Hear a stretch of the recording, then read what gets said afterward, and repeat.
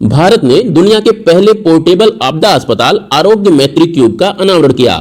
इस बेहद खास अस्पताल को रक्षा मंत्रालय ने स्वास्थ्य मंत्रालय के सहयोग और HLL लाइफ केयर के साथ मिलकर तैयार किया है। इस अस्पताल को म्यांमार को डोनेट किया गया है और श्रीलंका को दिए जाने की तैयारी है। इस अस्पताल को प्रोजेक्ट भीष्म के तहत तैयार किया गया है। युद्ध के मैदान में या डिजास्टर की लोकेशन पर इस अस्पताल को हवाई मार्ग से ले जाकर मात्र 8 से 10 मिनट में ऑपरेशन थिएटर तैयार किया जा सकता है और पूरा अस्पताल 1 घंटे में मरीजों को इलाज देने लगता है। ये अस्पताल 200 लोगों का इलाज कर सकता है और 100 मरीजों को 48 घंटे तक बेड्स पर रख सकता है। आप यहाँ इस इमेज में देख सकते हैं, ये जो छोटे छोटे क्यूब्स हैं, इन्हीं क्यूब्स में अस्पताल से संबंधित सारे इंस्ट्रूमेंट और मेडिसिन रखी हुई होती हैं। ये कुल मिला के 72 क्यूब्स हैं छोटे छोटे। इन्हीं 72 क्यूब्स में सारी अस्पताल की जरूरतों से संबंधित इंस्ट्रूमेंट और मेडिसिन रखी हुई होती हैं। 19वें एशियाई खेलों का आयोजन 23 सितंबर से 8 अक्टूबर 2023 तक चीन के हांगजो शहर में किया जाएगा।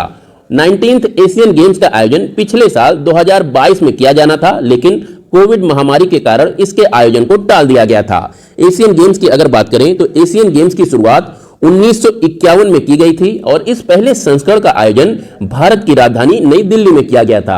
एशियन गेम्स प्रत्येक 4 साल पर आयोजित किए जाते हैं और 2026 में एशियन गेम्स का आयोजन जापान के नगोया शहर में किया जाएगा। यहां पर ध्यान दीजिएगा कि एशियन गेम्स में एशिया महाद्वीप के देश प्रतिभाग करते हैं। बात कर लेते हैं 19वें एशियन गेम्स के आयोजक देश चीन के बारे में। तो चीन क्षेत्रफल के हिसाब से दुनिया का तीसरा सबसे बड़ा देश है और यह देश एशिया महाद्वीप के पूर्वी किनारे पर अवस्थित है। यहाँ की अगर कुछ प्रमुख जलराशियों की बात करें तो यहाँ पर आपको याद रखना है कि इसके उत्तर पूर्व में येलो सागर अवस्थित है, पूरब में ईस्ट चाइना सी अवस्थित है और दक्षिण पूरब में साउथ चाइना सी अवस्थित है। यहाँ की नदियों को आप 2 वर्गों में बांट सकते हैं, जो पूरब की तरफ प्रवाहित होती है और उन नदियों को जो दक्षिण की तरफ प्रवाहित होती हैं। पूरब की तरफ प्रवाहित होने वाली नदियों को आप PYYA कोड के जरिए याद रख सकते हैं। यहाँ पर P से हो जाएगा पर्ल नदी, Y से हो जाएगा यांगजी नदी, दूसरे Y से हो जाएगा येलो नदी और ये से हो जाएगा अमूर नदी। इस प्रकार आप इन नदियों को जो पूरब की तरफ प्रवाहित होती हैं PYYA कोड के जरिए याद रख सकते हैं। अमूर नदी की अगर बात करें तो यह नदी रूस और चीन के बीच में सीमा का निर्धारण करते हुए गल्फ ऑफ टार्टरी अर्थात टार्टरी की खाड़ी में अपने जल को प्रवाहित कर देती है। वहीं येलो नदी बोहाई सागर में अपने जल को प्रवाहित करती है और यांगजी नदी ईस्ट चाइना सी में अपने जल को प्रवाहित करती है। वहीं पर्ल नदी साउथ चाइना सी में अपने जल को प्रवाहित करती है।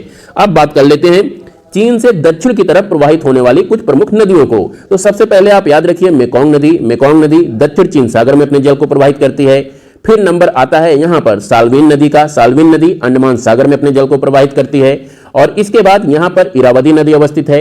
यह नदी भी अंडमान सागर में अपने जल को प्रवाहित करती है और सबसे पश्चिम में ब्रह्मपुत्र नदी अवस्थित है, जो बंगाल की खाड़ी में अपने जल को प्रवाहित करती है। इस प्रकार ये चीन से उद्गमित होने वाली कुछ प्रमुख नदियां हैं जिन्हें आपको याद रखना है कि इनका मुहाना किन किन महासागरों या सागरों में अवस्थित है।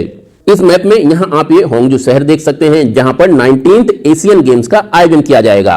यह शहर यांगजी नदी के डेल्टा पर अवस्थित है। तो दोस्तों, ये थे आज के कुछ important current affairs with geography mapping. कल फिर मिलते हैं, तब तक के लिए नमस्कार। और हां, अगर आपने अभी तक हमारे चैनल को सब्सक्राइब ना किया हो तो प्लीज इसे सब्सक्राइब कर लें, लाइक करें और अपने फ्रेंड्स के साथ शेयर भी करें। नमस्कार।